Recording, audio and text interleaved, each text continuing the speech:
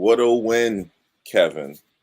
3-0 I'll against the tell you. Toronto Raptors. How do you feel about it?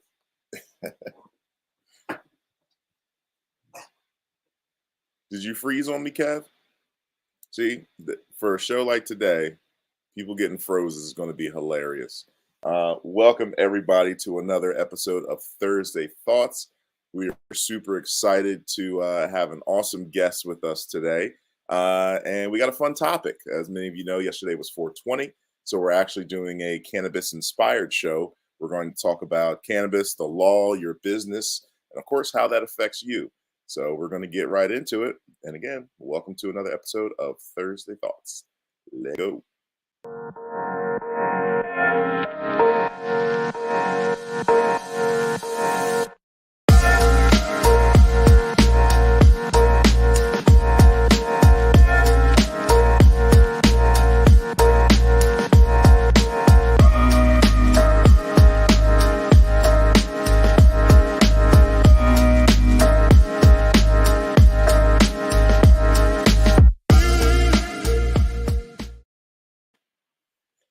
Welcome back to another episode of Thursday Thoughts. My good friend Kevin Homer, I believe his internet connection's a little under the influence today, so we'll have him back on any moment. But I'm super excited to welcome you all to this show. He's waving. He's back. I'm here. I was trying to get your attention. Let me in. I'm here. How are you doing, Kevin? Great win with the Sixers the other night, man. I'll tell you, we host this Thursday Thoughts together every month, and every month I go into it saying we're not going to talk about sports this time. This is supposed to be a business conversation, but you and I both, we are high on life right now. Right. After that amazing comeback win, buzzer beater by Joel, MVP'd. What a great day. I'm into it, man. I'm into it. Joel Hans. I'm just calling him Hans now. Hans.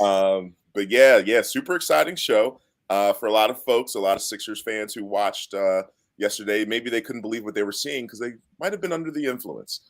Yesterday was 420, and we have a 420 inspired show today. I'm super excited to introduce you to our guest. He's an awesome friend, dude I've known for a little while now, and he's going to drop some knowledge on folks today. So I'm super excited. Looking forward to introducing you all to my guy, the one and only Chris Mandracchia. So let me tell you guys a little bit about Chris. So Chris Mandracchia is an experienced trial attorney and founder of CDM Law, a law firm handling civil litigation, business, and criminal defense with a focus on cannabis matters. So Chris has a diverse legal background that has allowed him to successfully represent individuals and businesses who need assistance with cannabis legal matters. He chairs the Montgomery Bar Association Medical Marijuana and Hemp Law Committee and is a lifetime member of the Normal Legal Committee. Christopher Mandracchia is a certified ganjier and is passionate about the cannabis community. CDM Matters is cdmattorneys.com is where you go to learn more. And quick disclaimer, Chris is an attorney licensed to practice law in PA. This is not legal advice on today's show. No attorney-client relationships here. Every case is different, so results depend on the unique law, facts, and circumstances of each case. So no representation is made that the lawyers are certified specialists. This is for information purposes only. So you definitely want to make sure you're visiting Chris over at cdmattorneys.com for more information. Let me welcome my man Chris to the show. Chris, how you doing today, man? Good. How you doing? What's going on? Doing good. You broke us out of having our little orange name tags today. We rocked the green ones for today's show. In honor of the week of the holiday, so I appreciate it. Sure. Thank you very much. For sure. So super excited to have you on, man. Before we jump into it and really start educating the folks, tell folks a little bit about what you do. And I'm new to this term ganjier, so please explain us everything that you got going on. Sure. I'm an attorney, and I am involved in the cannabis industry and space. And as a certified ganjier, it's essentially a sommelier of cannabis. We have to take tests and certifications to make sure that you understand the science of the plant and can fully understand the plant when you're handling it as well, identifying the terpene profiles in the plant as you're consuming it, and understanding the effects of it as well. So it's a training course that part of the first class, and based out of Humboldt County, California, which is the origins of a lot of the cannabis market in the United States of America. So Gotcha. it's a great, awesome program with a lot of connections. So that's awesome. That's awesome. And you kind of teed it up. That was a perfect segue because I really wanted to give people a little bit of background information. Even myself, I'm not too knowledgeable, but I wanted to start with just that, the origin of cannabis. Tell us a little bit about the history of cannabis. Sure. A lot of people don't realize that cannabis has been around forever. Really, it's part of our system. The endocannabinoid system in our body regulates cannabinoids, which are found in the cannabis plant. But cannabis actually originated, the evidence suggests, in Lake Qinghai, China, almost 28 million years ago. Followed the Silk Road, and it evolved from there. But you can follow the main trade routes through the beginning of time. It exists before Jesus. So even in China, 55,600 BC, there is known evidence of hemp found in their mills for weaving fabrics. So they're using it then, and you have emperors that suggested it for medicinal uses, and including for women when they're pregnant for crampings. And then in Hindu festivals, 1000 BC, they were still using a drink called bhang, Bhang, and still to this day, India makes it legal on that day to drink bhang. So it's been around for a long time, and it's gone through different methods of consumption, and is used, whether it's used, the plant can be used from textile and industry to obviously getting impaired or medicinally. So, we have a history of impairment in our society, from alcohol to you name it. So it has evolved. And then as it relates to the United States of America, eventually we've had a long history of use. When you came over the United States, you're actually mandated to grow hemp at times. So we have a long history of the use of the hemp plant.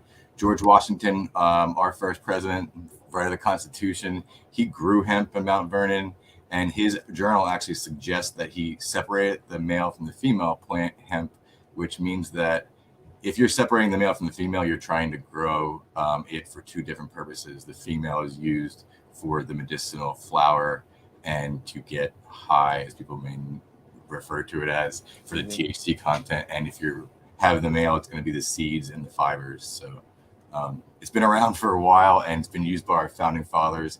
The copies of the Constitution are written on hemp as well. But the current status right now, you want me to go into the law, how it currently is regulated and how it kind of got there? I feel like we're gonna end up touching on all that. I think one of the things that was interesting is when I was kind of putting together this slide for the history, we had Reefer Madness on here, and it predates me a little bit, but I wanted you to go into a little bit of kind of how it became sort of a negative thing in this country. You got it. Reefer Madness, honestly, the word marijuana just goes along with that. But it was, if you look into the histories of cannabis, you're going to look for the word hemp, usually Indian hemp, or cannabis. You're not going to refer to it as marijuana most of the time. And if you look in ancient books, even in medical papers, almost up to 1930, it was prescribed by and used in major medicines as part of all the medicines. So you have the different cannabinoids and compounds of the plant that are involved. Big companies like Johnson & Johnson, all of them back in the day were using this. And then the government shut it out in about 1930, removed it from the pharmacopoeia, and you had the hysteria of Reefer Madness, which was propaganda to really to restrict people and to restrict cannabis. And it started with taxation and moved from there. So marijuana really is a word based out of racism. The term marijuana only exists to really spread the fear. It was based off the Mexican immigrants, and you had the Mexican-American War at the time. And so it was cannabis the whole time. And now you have the word marijuana because it sounds bad. It was a Mexican slang word for it, and they referred to that. So you took that, and then they made this negative connotations of Reefer Madness. If you look at the imagery of the pictures and the articles, you had them. It was dominantly a racist thing where they made it look like African Americans were using it and Mexicans. And the reason you had African Americans using it is because you had them they will go to the jazz clubs, and jazz musicians tend to use it.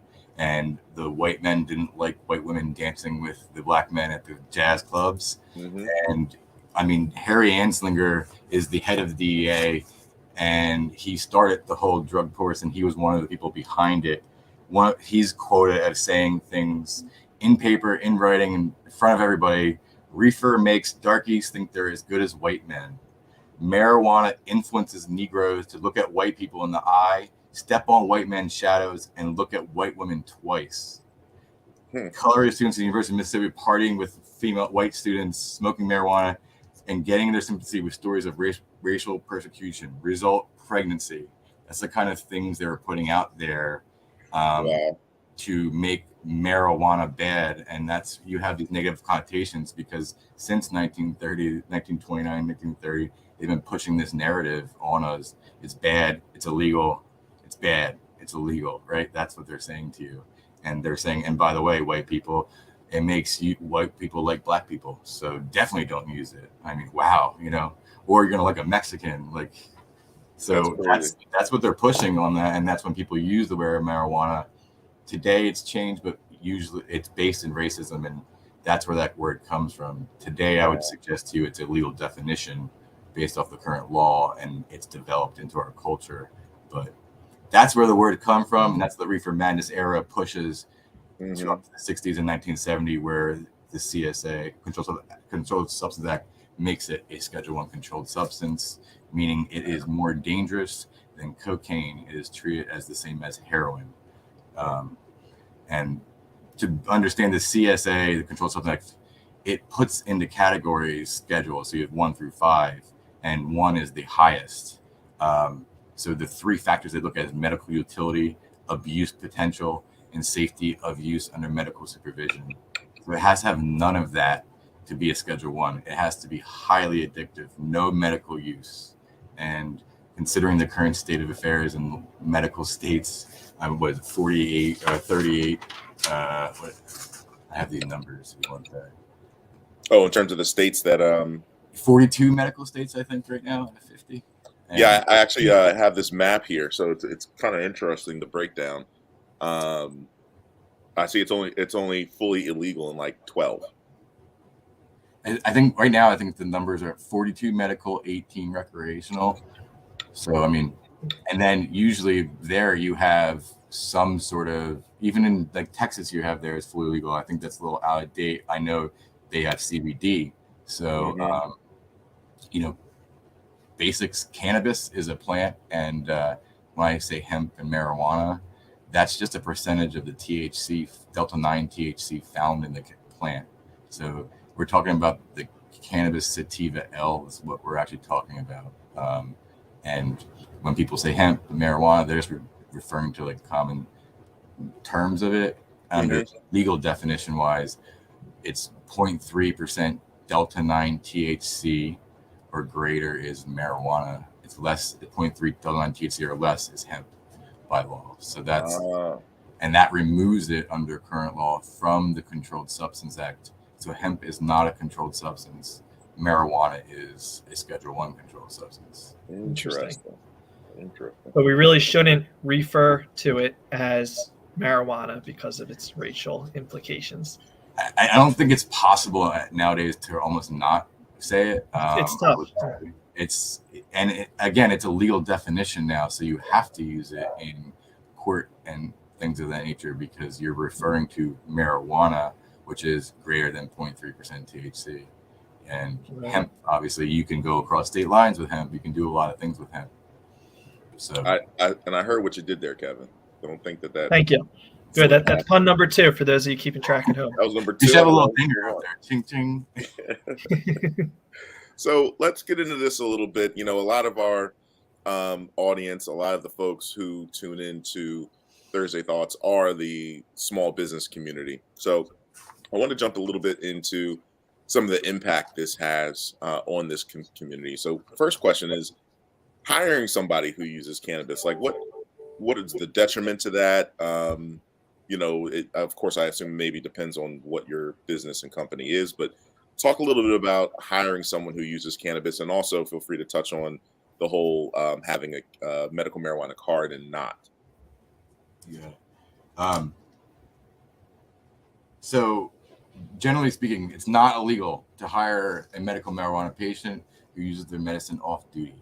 Okay, you can't discriminate against somebody that uses medical marijuana under medical marijuana laws. The Medical Marijuana Act is the statute which Pennsylvania has passed. We are a medical only state, so in order to legally have marijuana in your system, medical marijuana in your system, you have to have a medical card from Pennsylvania. And that requires a medical card for each state you're in. You have to be a citizen of the Commonwealth of Pennsylvania to have a card. So to be legal, you have to have a card. Now there is recreational use in other states, so it would be in your system, but you can't use it. But hiring, you can hire somebody with a medical card, and you can't discriminate. Under 35 PS 1023.2103 is the employment statute.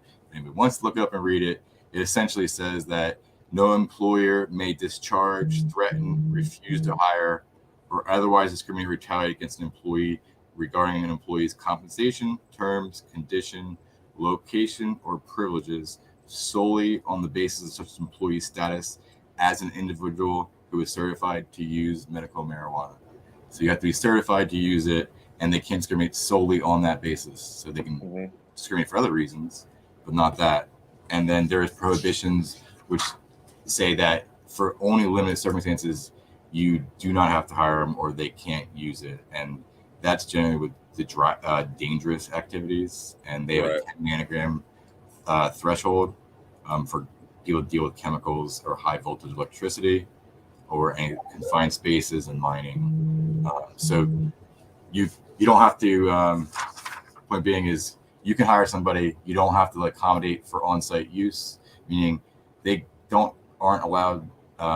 You don't have to let them use on-site, and they shouldn't be impaired on the job. So off-site use, and it's going to be in your system. So if you're testing somebody for that, if they've used the night before, it will be in the system the next day, most likely. So to summarize, if I understood you correctly, if a company has a drug-free policy, but you are a licensed carrying medical marijuana user, they cannot discriminate against you unless the role of the job would be putting you at risk. That is my opinion. Obviously, some employers disagree and some lawyers disagree with my opinion, and we are fighting that in court to tell you the actual answer. But the statute I just read you is the law, and they will rely on other federal laws that, is in my opinion, they don't apply for off-site legal use. That's the distinction, off-site use. So yes, people are going to disagree about this. But again, think about things like driving. I think if you have a blanket policy, that's a little different, and it depends on the area of the job too. So right. And I was just actually about to ask you that about operating a vehicle. If I am a medical marijuana user, does that mean any job that would require me to drive, I'm not eligible for? It doesn't necessarily mean that. Evidence suggests that it may be wise for an attorney to not to advise a client if their employers or client to not hire somebody or give them a job that has driving, because if you know they use cannabis, then if they got tested for that or they got in an accident, but then you would know, then obviously they'd be DUI. So under the current DUI laws, any amount of Schedule I controlled substance in your system is DUI. So any amount of marijuana in your system is DUI. So as an employer, can I ask someone point blank if they have a medical marijuana card or if they use? Or is that like a HIPAA violation? So they have a right not to disclose it, but general practice of an attorney would to tell their client to disclose it if they want protections under certain laws. So there's a give and take there about getting protections. You have to disclose your card because you have to be a certified patient for your protections to apply, which it goes hand in hand. You have to know that to for that to happen. So Right. if you're getting a test, you usually disclose that. So jobs will usually require a drug test, and that's how it usually goes. You get a drug test. At that drug testing stage, you get the job. That's where it all blows up in employment law. You then disclose usually that you have a medical card because you're about to take a piss test and it's going to be showing up. And then there lies the company's dilemma. What are they going to do to you? And are they going to get sued? And I'd suggest to you that if you do not hire somebody solely on the basis of the medical marijuana status, that is unlawful and that is discrimination. And that's actionable. Interesting. Okay. And one other question. So you mentioned this earlier about employees medicating, off premises. What about medicating on premises? Is that even allowed? Like, you do not have that something that you can do? No, you shouldn't do that, and you can't. I mean, you don't. If your employer lets you, it's a whole other ballgame. But you don't have to require that. You don't have to accommodate on-site use. You don't have to have a medical marijuana smoke break section or anything of that nature. They can go do that on their own. And truthfully, if you're recommending to somebody, don't use it on site because that's just not good for business. Usually, depending on what business you're in, I guess. Gotcha. From the food business, I'm like, hey, go ahead. Yeah, right. Now, and I don't know if there's a big difference in, I guess maybe in personal perception there can be, but when it comes to folks using marijuana in its leaf form versus those vape pens that have become really popular and don't really provide that odor, is it like, I guess, is it more appropriate that someone could actually medicate in that form or fashion publicly, or So there's different forms you're allowed to use. Public is not where you can use, so you shouldn't be using it in public. You can use it where you're allowed to use it, in your home, in private places where smoking is allowed. But let's be clear, you can't combust via flame in Pennsylvania, so you can't smoke a joint. You can't smoke a bowl or a bong. You can only do that by combusting and vaporizing. So you can do dabs. You can't buy edibles, but you can make your own edibles with medical marijuana. So you can use tinctures, edible.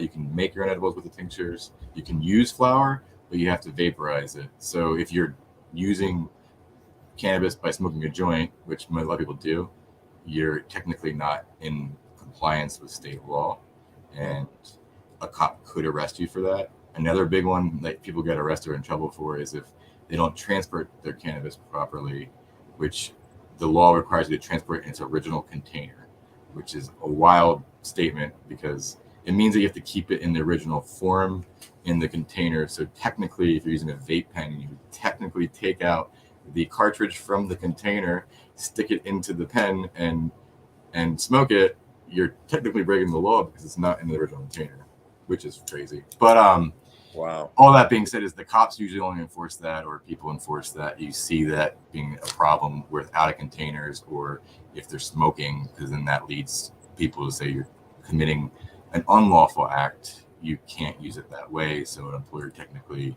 you're breaking the law there. Gotcha. Now, we're talking about a lot of this stuff in reference to PA. However, New Jersey did just legalize recreational. So how does that impact someone who might work and says, oh, well, now that it's okay recreationally, they can come to work smelling like that, or something along those lines? Like are the same rules apply in a state like New Jersey as it would PA? I can't comment on Jersey law. I can just tell you that Jersey is going to be recreational, and congratulations, New Jersey. There's a lot of issues with Pennsylvania not having it legal because of Jersey going through, but I don't not up to date on their current employment laws. But usually, when they have a recreational state, you have a lot more freedom with it. And like an example, Philadelphia is decriminalized, right? Which means that it's not a crime. You get a penalty up to a certain amount, and they have a ordinance that they can't drug test for marijuana in Philadelphia. So a lot of places are doing it on their own, legislating it in. So So obviously we have a lot of, being in the Philadelphia area, we've got a lot of people who will be going to the Jersey Shore this summer. And as we know, New Jersey has now legalized it for recreational use. That's pretty dope. So what happens when, and that was on number 3 for anyone paying attention. I said that's pretty dope. But what happens when, I have a Pennsylvania employer who has a drug policy in place. I go to New Jersey for the weekend. I partake in, recreational smoking, and then I come back and I get a drug test at my Pennsylvania employer. Am I covered because I did not do it in Pennsylvania? So this is actually long law on this, and it's been around forever that you could, back when it was wholly illegal in the United States of America, you went to Amsterdam and used it, you flew back, you got in an accident, or it's illegal to be in your system. So okay, it's still unlawful. If you consume in Jersey and drive home, as soon as you get into Pennsylvania, under Pennsylvania law, you're DUI. And if someone tests you, it doesn't matter where it came from in the relation of I went to Jersey and consumed it. You can make arguments later, but doesn't protect anybody necessarily. Yeah. And it will stay in your system for a long period of time. And that's one thing that people don't understand. It doesn't come out in 2 or 3 days like other serious drugs like cocaine and stuff will. And the reason is because you have an endocannabinoid system and your body wants the cannabinoid, so it stores it and holds it in your system because it likes it. It's good for your body. So, in my opinion. Interesting. Awesome. Real quick, for folks who are watching, if you have questions for Chris, please throw them in the comments. We'll ask them live. For the folks on Facebook and LinkedIn, just type them in. Of course, if Chris cannot answer it, he'll let you know that. But for those who might be watching this later, after we've gone live, make sure you're visiting cdmattorneys.com. You can get more information there. You can also connect with Chris through the website. So, Chris, we did touch on a little bit of this already just through the conversation, but I wanted to just drop some canon knowledge on folks and wanted you to talk about some of these different items. The first one was, can I travel with cannabis? And you spoke about that a little bit, but can you give us some more specifics on traveling with cannabis? Under federal law, marijuana is illegal. And again, that's 0.3% THC or greater than 0.3% THC. So if you have marijuana on you, technically you cannot cross state lines. And that even goes for going to Jersey and buying it and bring it back. So you cannot travel with it. It should be consumed where you're at. And you should be responsible legal adults using it. But that being said, the reality is what usually happens and what the TSA policies are, they don't really enforce much, but it's not illegal to do it. And what happens is they get turned over to local jurisdiction right now. It is illegal and you could get in serious trouble, and I do not recommend it, but people do it, and the consequences are rather minor for people in certain states. But if you're in a state like Texas or Mississippi, you might go to jail for the rest of your life. So watch out. That's the problem with traveling, because when you're in the airport, you're in federal terms, and I wouldn't really suggest it. But it's happens all the time, and do they know whether it's hemp or marijuana is a good question to always ask. Solid. Now, we already talked a little bit about consuming it legally, but let me ask you this. Do you get a DUI if you have a medical marijuana card? Let's say you're pulled over and they suspect and you get tested, it's in your system, but you have a card. Is it still DUI? So first, you don't have to tell the cop you have a card. So don't tell the cop you have a card unless you get to the point later. But you don't have to talk to the police, so limit your conversation. The smell of marijuana alone is not probable cause. If anybody's ever pulled over by a cop, it's scary. You're nervous no matter what. And they are taught to get the answers to questions they want. They lie and manipulate you, so be careful. So when you get with cops with that relation, you need to understand that they're going to come at you, and you can't drive a car under current laws if you have a card, if it's in your system. So having a card alone doesn't do anything. But if you have a card, I'm going to assume you use it frequently. And if you use cannabis frequently, it's going to be in your system. So under current laws, again, it's Schedule 1 controlled substance. So the issue always comes back to where it's scheduled under federal law as being horrible for you with no medicinal use, as we're talking about your medical card. So you can't, so you have a Schedule 1 in your system, which means any amount is illegal. So if they can test for it and it's in your system, you're DUI. So if they get to the point where they get their blood, you're going to be DUI. The issue with DUIs is getting to that point, whether they stopped you properly, whether they could get to the point where they know it. And a lot of people will say, I have a medical card, or I live in New York and I smoke all the time. And, always be nice to cops, but they don't need to know any of that. They don't need to know you have a card. And just smelling it doesn't give them anything other than the smell. Again, hemp is legal. You can have hemp in your card. I wouldn't play the game, but that is, a law. So you don't have to let them consent to search your card. You don't have to give them that answer. So it's a big problem with DUIs, and they haven't changed the law yet. And people need to understand that if you give your blood, you're going to be DUI. But if you refuse, you're going to get your license taken. So you're in a bad situation. Either way. DUIs, Gotcha. yeah. Gotcha. We had a question pop in from our friend Tracy Martin. She writes, I heard if you have a marijuana card, you can't get a license to carry in PA. Is that true? So that's a loaded question. Loaded the like general fun. answer is you should not. You cannot. The laws I like to give is don't do it. It's not worth it. If you want to be a test case, there's ways of probably doing it. The legal answer about this, in my opinion, relating to it is that you're dealing with state law issues. And if you're buying things under state law, there's an amendment to the federal prohibition. The federal prohibition under the Department of Justice spending bill. It started the Rohrabaugh-Farr Amendment. And what that says is if you're wholly compliant with state law under your medical marijuana program, that they can't spend money to enforce violations. The DOJ can't spend money to prosecute you. So technically, they can't spend money to prosecute you if you do it wrong, if you're compliant with state law. But the question you have to fill out when you do a license to carry is, are you a lawful user of marijuana? And in my opinion, you are. But under that, there is this thing that says if you use it even medically and it's pursuant to federal law. So they take that question under federal law, and then the bigger issue is when you fill that out, if you say no, they can try to prosecute you for, filling that form out improperly, which is a crime. And that's where a lot of people get prosecuted on that. So that's why I tell you guns are very tricky subject, and they need to get this legislation fixed so that people can just say, yes, I can use it if I have a medical card. But under current law, it's suggested that you do not do both to play it safe, but it's your choice.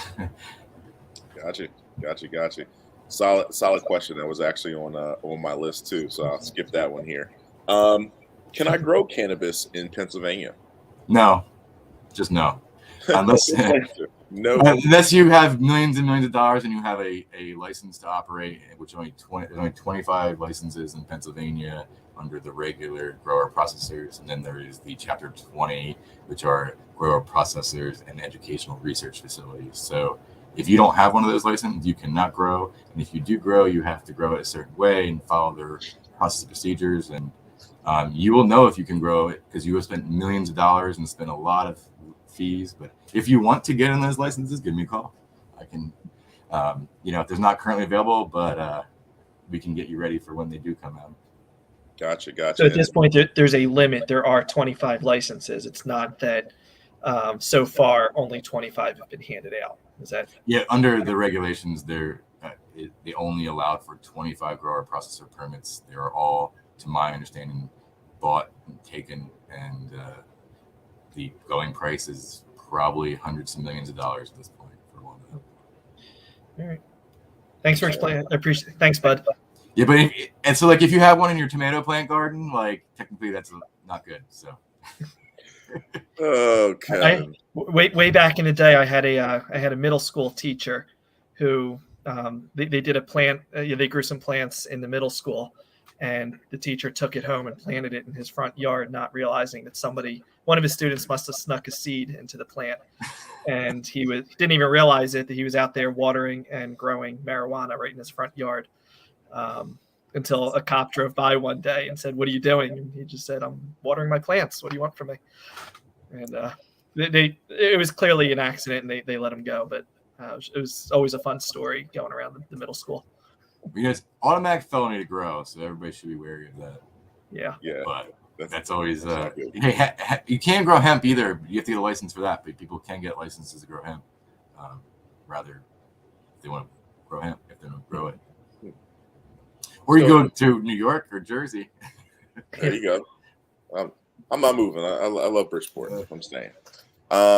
Question for you. So give us a little bit more about CDM law and what folks typically reach out to you for. Like who needs CDM law? Sure. Businesses, definitely, if you want to get into the cannabis space, we do a lot with contracts for people to help them, or whether it's employment or just setting your business up properly, or criminal. We've been doing a lot with patient-centered because of the way Pennsylvania came out with 25 grower processors. We did a lot of patient-centered work. We're helping patients, and now we're helping a lot of people get into the game through the hemp industry and hopefully convert at some point to medical marijuana or the ancillary businesses. So when you're dealing in cannabis, it's a unique subject matter that requires skills and attention to detail, because everything you do has a possible criminal element, and you have to wary. So we do a lot of work with criminal clients. My background is I was a prosecutor and a criminal defense attorney. I've done numerous jury trials to completion, and I've helped a lot of different people. So I always enjoy doing criminal law, criminal trials, and I'm always here for people if they get in trouble with the law, DUIs, or growing large grow operations, or something I love working with people to get them out of trouble, hopefully. But I cannot guarantee results, but I definitely help people out. And, we don't help you break the law. We help you get out of the law if you are in trouble, and we help you be compliant to hopefully never get in trouble with the law if you want to start a business. So, but we offer a lot of things here, and I have multiple attorney networks that we can get you, and if we can't help you. So we're a good, hopeful resource for cannabis-related matters or legal matters. And we're in Conshohocken in Pennsylvania and licensed in Pennsylvania. So awesome. That's what we're here for. And I always love talking about cannabis with people if anybody's interested. Indeed. This has been super helpful. What were we going to say, Kevin? I just said that's pretty dope. You guys know about 420, how it started? It was a high school in California. These guys. Before you even tell us that story, can we just mute Kevin so he can't do any more puns or jokes? No, I got a few more good ones. I had a lot of ideas, and I tried to weed through the good ones. And you don't want to mute me. We only have about 19 minutes left, but I got some good stuff in store still. Let's go to the story. So in California, these guys used to meet up and go. The story is go hunting for a pot plant, but they would meet after school to smoke weed, marijuana, whatever you want to call it. And it was they had all the sports, and it was 420. They would meet, and then that was the code meeting at 420, and they called 420. And they were called the Waldos, were their names. They used to stand by the wall and smoke weed, I guess, at school, the high school. It's a high school in California. And then they went on tour with the Dead, and were involved with the Grateful Dead and the whole hippie community. And they all referred to it as 420, and it just made its way around to 420. And now we have a holiday, 420. There's other stories of how it did, but that's the one I've heard the most. So happy 421 today. Zach, we just got another comment through Facebook. I think it's important you put it up on the screen. Yeah, let's go for it. Oh, no. Keep going. Thank you, Tracy.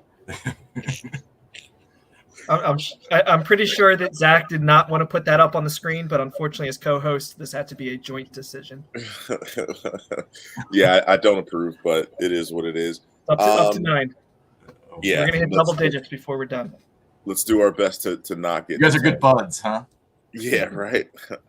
I'm gonna give you a shot, Chris. I want to get some some parting words from you. I'll let people know right quick that May 19th is our next upcoming Thursday Thoughts. We're gonna have Joe Mitchell. We're talking about how to activate your greatness, and he does a really awesome thing called tapping. I don't know if you guys are familiar with tapping, but he teaches folks how to do that. He does it great. I've actually done a session with him. It's pretty awesome. So I'm really excited to have him come on. I'll see if we can do a live tapping session for our viewers. But before we close up, Chris, any parting advice or words or suggestions you want to give to our viewers?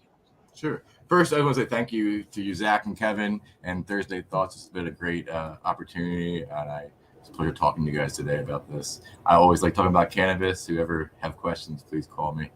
I just want to say thanks everybody for listening, and thanks for doing this. Just remember, people are still in jail for a cannabis plant, and that's always something that you should remember. As people like me are in business with it, and we have a business going around the country and world, and yet people are still going to jail for it. Montgomery County, Pennsylvania is a notoriously harsh place for drug laws and marijuana laws. You should look at who you're electing and what's going on.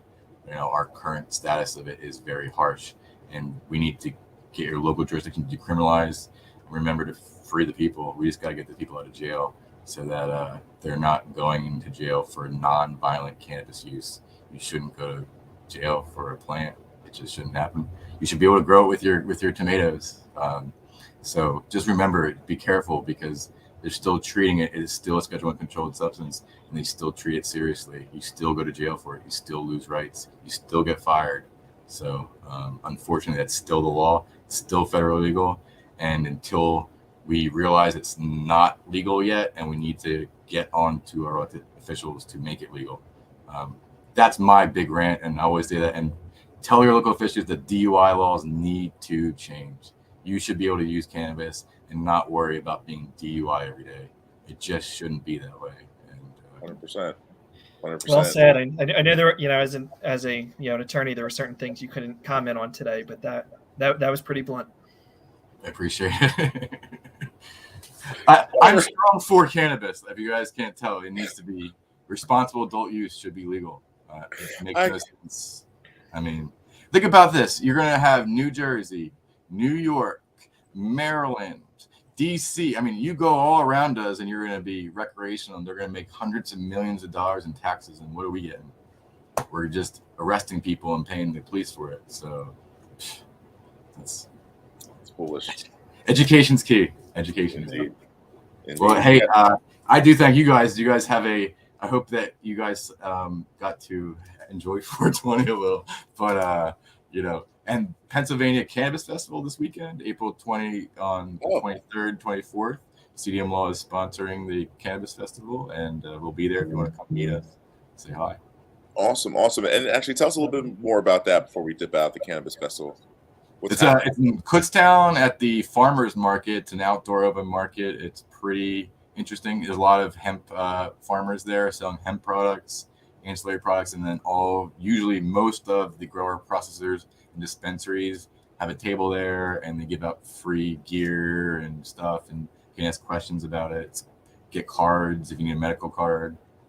So there's a lot of opportunities and good connections, and I'll be on a panel on the Saturday at 12 to 1. We're talking about adult use. So if you want to hear me speak again, I'm welcome to come out there. Cool. We'll make sure to put that put the link to that in the comments for folks to check it out. But again, everyone, thank you for tuning into another Thursday Thoughts Cannabis edition. Hope you all had a great 420. Go Sixers. Let's sweep Toronto. And we'll see you in May. Any last pun, Kevin? I'm giving you one last chance. I don't know why. No, I do not have any closing thoughts for today. I think we're all done. Let's blow this joint. I can't stand you. Bye, everybody.